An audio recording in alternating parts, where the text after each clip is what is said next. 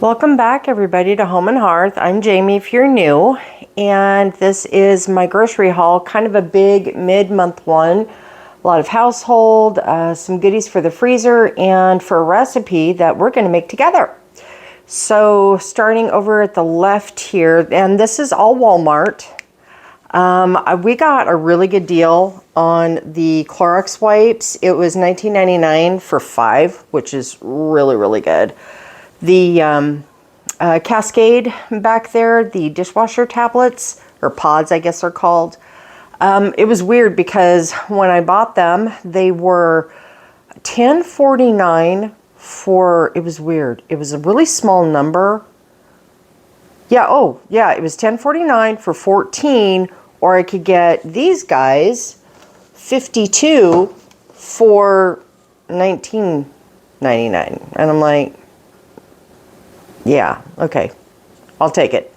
So I got those, and of course our weekly run of paper towels, and I got my precious Waterloo back there. I'm a huge soda drinker, and something about the carbonation, and I just crave it, and it was becoming quite a problem that I was going through like quite a bit of soda a day. So I switched to the sparkling water, and it's pretty satisfying, and the Waterloo I think is probably one of the better brands. There are some brands that are just god-awful. Let's be honest, they're just horrible. But the Waterloo, I actually saw Becky from Homestead, and she really loves the Waterloo, and I'm like, I wonder, I'm always looking for a really good brand, and the brand that I had been using was pretty awful, and I'm like, well, I'm going to see if we've got it in our area, and we did. Tried it, fell in love with it, never turned back. So it's really good. That's the summer berry right there, and they do have a lot of different flavors. The strawberry is really good, and the watermelon, and I don't think there's anything else. I think it's just watermelon, and it's really good too. I have not tried the lemon, or I think the black cherry. I haven't tried any of those, but I kind of found a couple I really liked, and I stuck with that.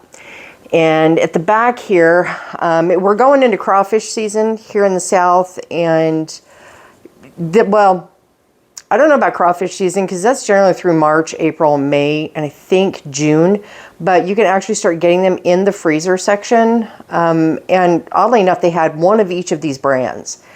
I've bought both in the past. They're both great. So I picked them up. I get to where I crave a crawfish bowl. So those are really, really good, by the way.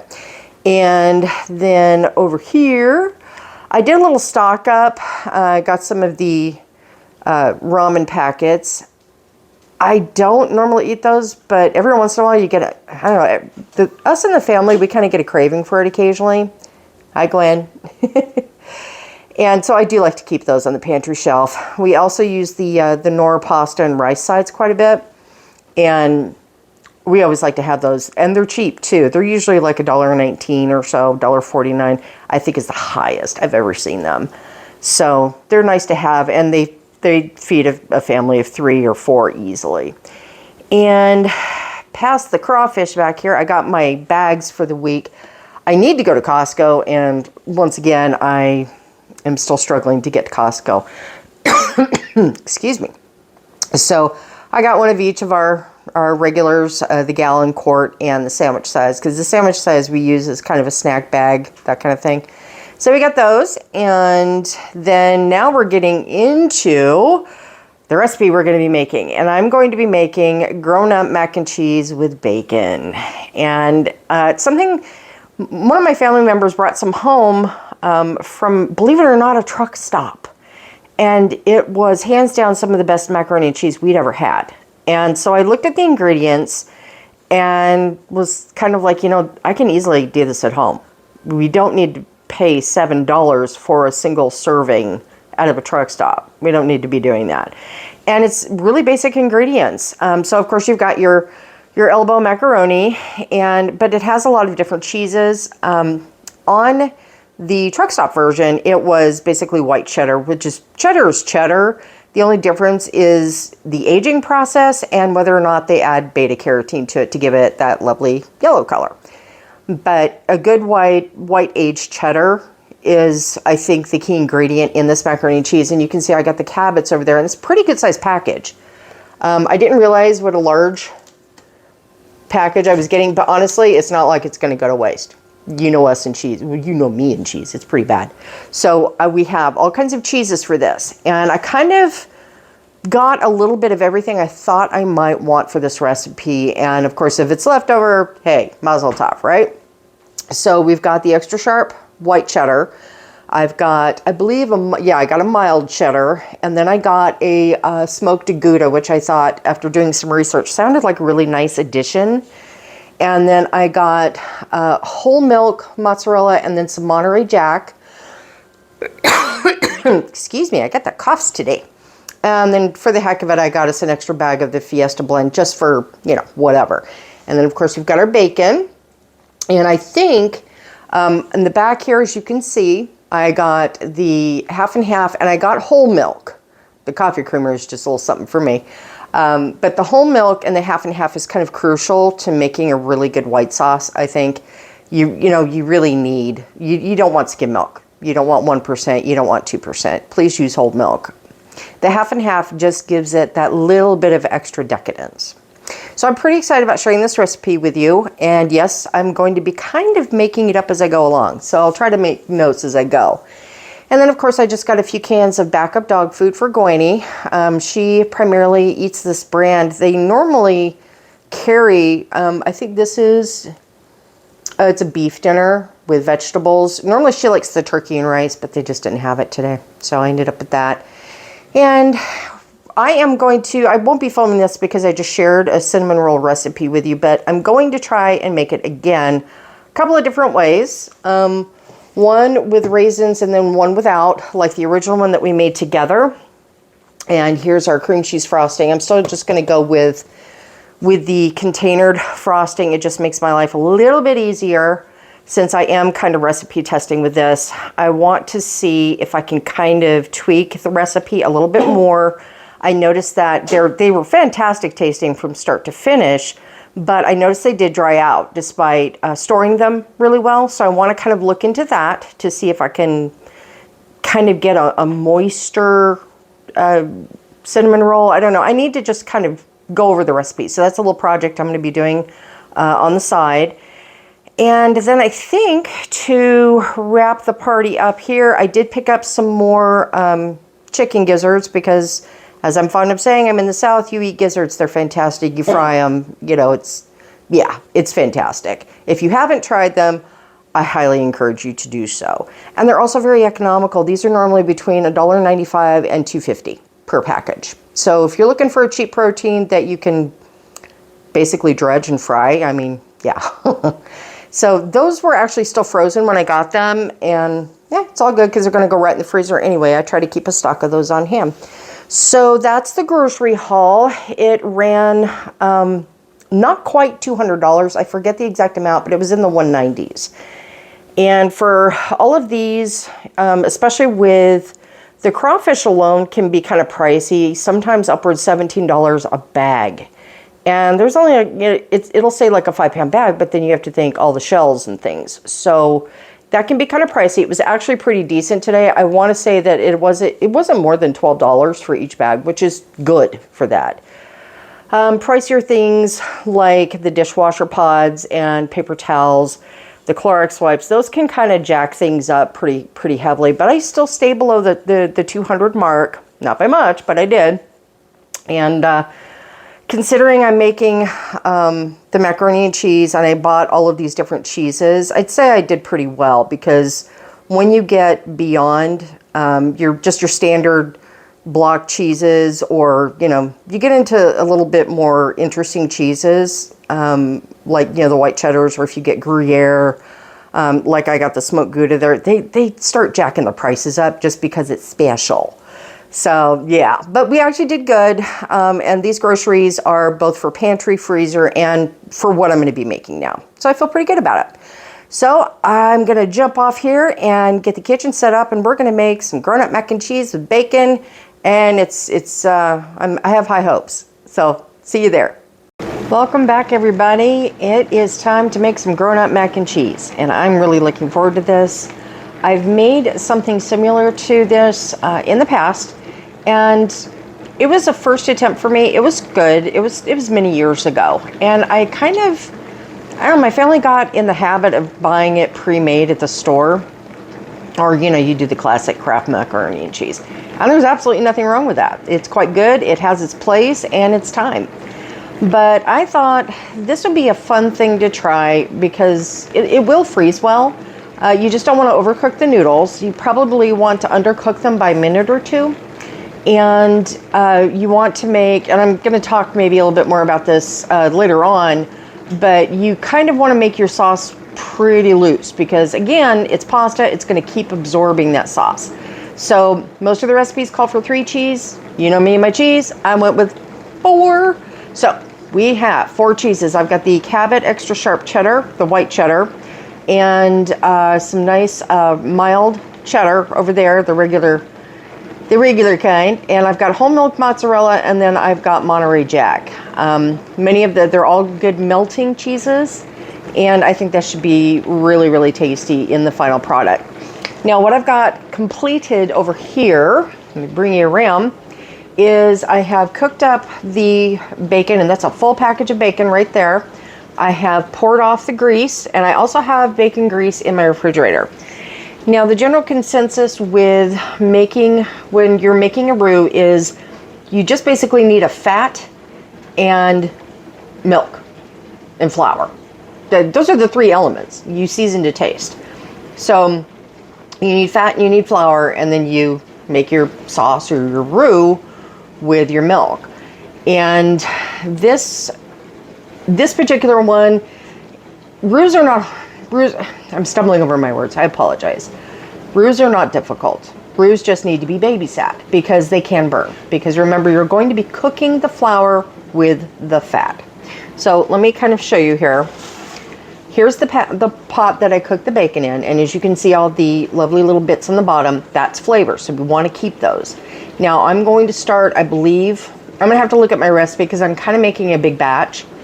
So I'll probably use like as much as a half a cup of each of the flour and the fat. I'm going to double check that. And that has to be whisked constantly because you're going to cook the flour taste out of the flour. Because raw flour taste, I don't know if you've ever had it in your mouth, but it's kind of unforgettable. It's a very funky flavor and it is not at all pleasant. So what I will be doing is cooking that upwards of about 5 minutes. We don't want the roux to get color like if we were making a Cajun dish where you want that dark blonde roux, or even what they call like a mahogany dark brown roux. We don't want that. We just want to cook the flour. So that'll be we'll cook and whisk that with the fat for several minutes. Probably about 5 minutes is more than enough to cook out the raw flour taste. And then we'll be adding the milk, creating the sauce. Once the sauce is made, then we start adding our cheeses. Once the cheeses are melted, then we add in our noodles. So these are our steps. So we've got our pot ready with the beautiful bits in there. Our bacon is fully cooked. I am going to chop it though. These are just like little 1-inch bites, bite size. But I still want to I don't want to mince it, but I do want to chop it down a little bit. And then over here, we're going to be boiling our noodles. So the next step is I'm going to get a couple of pans, get those prepped and ready to go, and we'll be moving on with our roux. Okay, we are back and we have the pasta noodles boiling, and I set the timer for 1 minute less than it calls for al dente. So I've got about 8.5 minutes left there, and I have my measured out fat, which is the bacon drippings, and I have chopped up the bacon, and in here I have shredded all the cheese. So what will happen now, it's going to go pretty quickly. I have the oven preset at 350, and what I'm going to do is the recipe says as soon as the noodles are boiled, go ahead and drain them, coat them lightly with a little bit of olive oil to keep them from sticking, and you can set those aside, and then we will jump immediately into our roux. Our roux will not take any more than between 3 and 5 minutes. It's going to happen pretty quick. So as soon as we get to that point, I will see you shortly. Okay, we've got our bacon grease nice and toasty here. It's ready to roll. The recipe calls for a 1/3 cup of flour, and this is just my AP flour right here. So it doesn't have to be super precise. We're going to get that in there. And it's just at medium heat.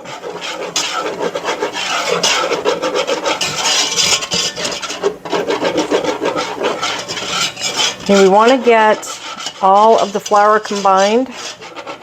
Work out any little lumps. Sometimes you'll see them. That's just when the initial flour hits that grease that's hot, and it'll try to seize up just a little bit, but it's, as you can see, it's nice and smooth.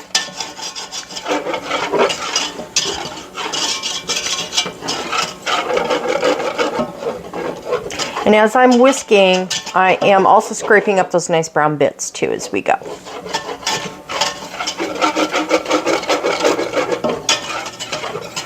I'm going to kind of move my pan just a little bit over. And like I said, I'm just going to cook this flour and the fat together for about 3 to 5 minutes, and that'll be about it. So as soon as that's done, we can start adding our half and half and our milk and all the goodness.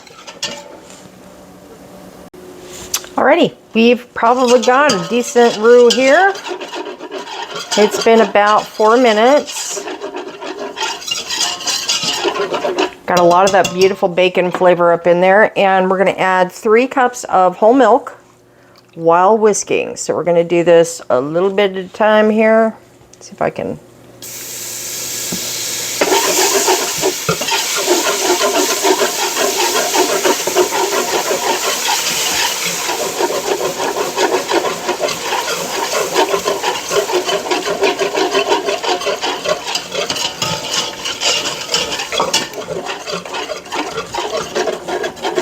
I think the trickiest part of a roux is whisking and pouring milk at the same time.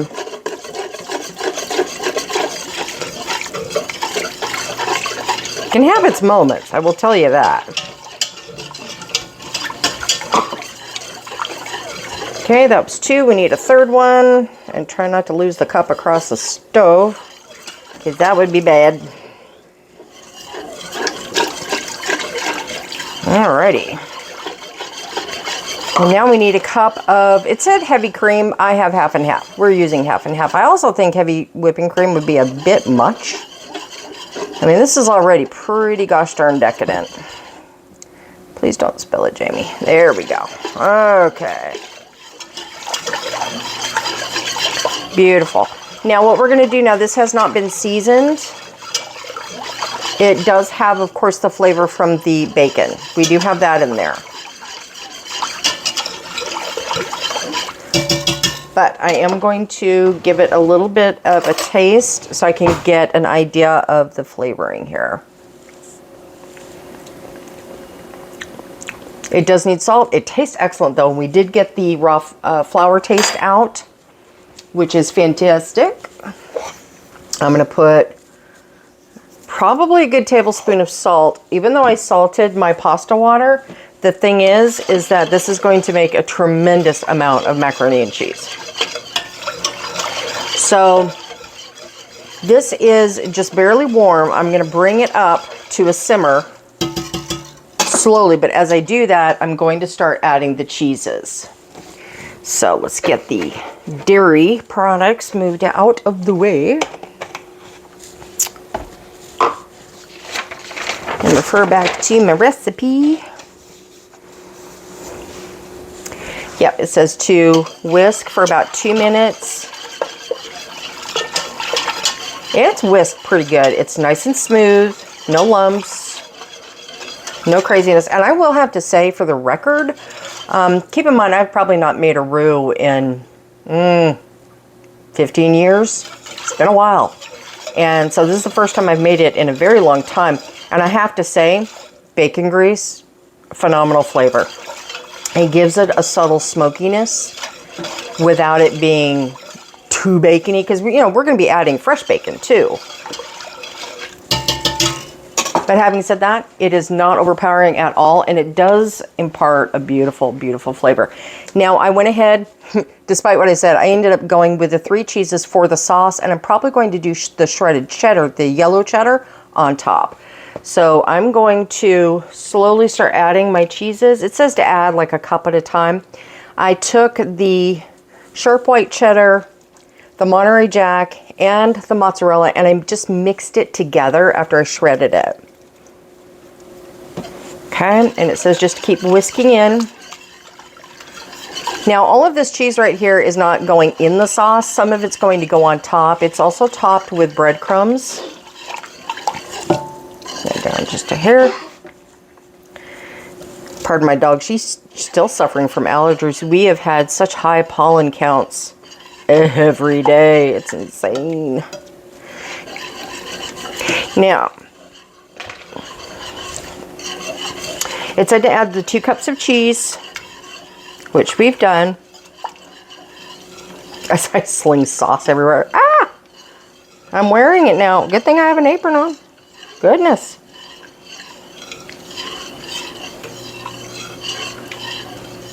Now this cheese is still melting. I turned down the heat just a little bit to give it just a little bit of extra time to just kind of get happy.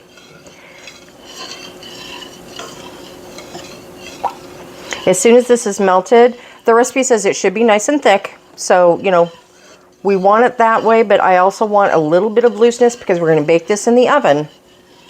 And I did pull the noodles when they were about a minute on the clock, so they're still al dente. All right, turn that heat back up, huh? So I'm going to let this continue to melt. Yeah, I got cheese stuck in my whisk. I think I'm going to have to add more cheese. I did add 2 cups, but I think it says... Okay, it does say that once this is melted, I gotta quit sloshing it everywhere, goodness. Once this is melted, to go ahead and you can add some more. And then you're gonna combine the noodles in. So I'm gonna keep melting this and I'll be right back at you. Alrighty, so we have our cheese melted. It's nice and thick now. Still sticking to my whisk. Now all we do is we take our noodles and we're going to take half of the noodles. I think. Oh, yeah, no. What we're going to do, I had that backwards, my bad, is we're going to actually take all of the noodles and put these in. If I can get them all out here.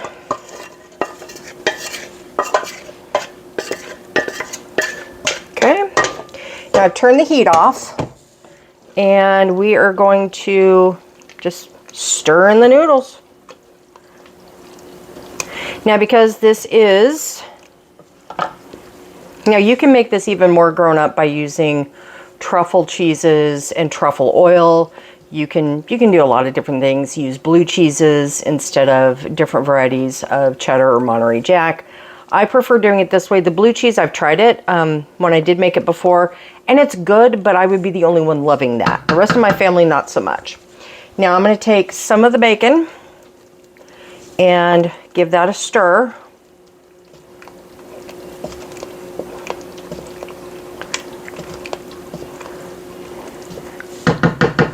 Okay, and it says to pour in half the macaroni and cheese, so we're going to do that.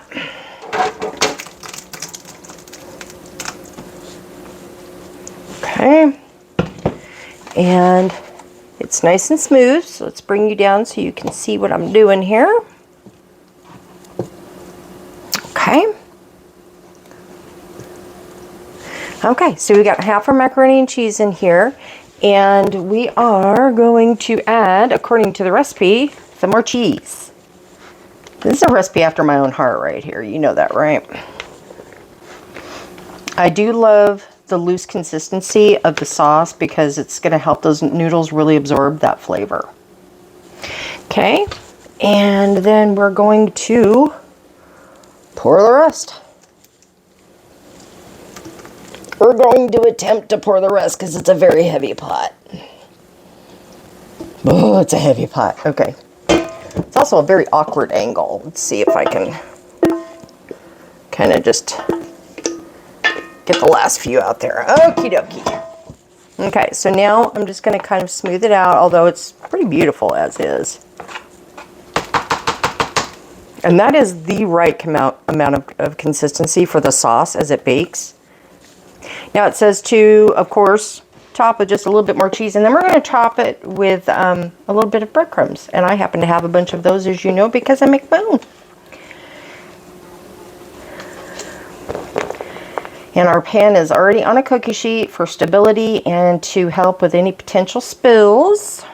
And I think that's probably enough. It's the cheese apocalypse. Okay, let me go grab the breadcrumbs and I'll be right back with you. Okay, so we've got our breadcrumbs, and I'm going to actually add the rest of the bacon in. Just over the top. Just to make it look pretty.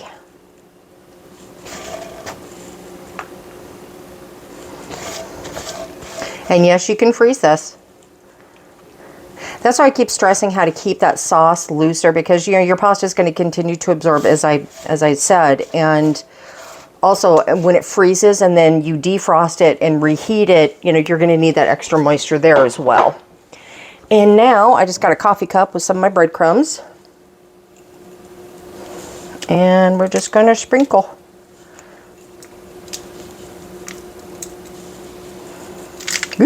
Or a lot.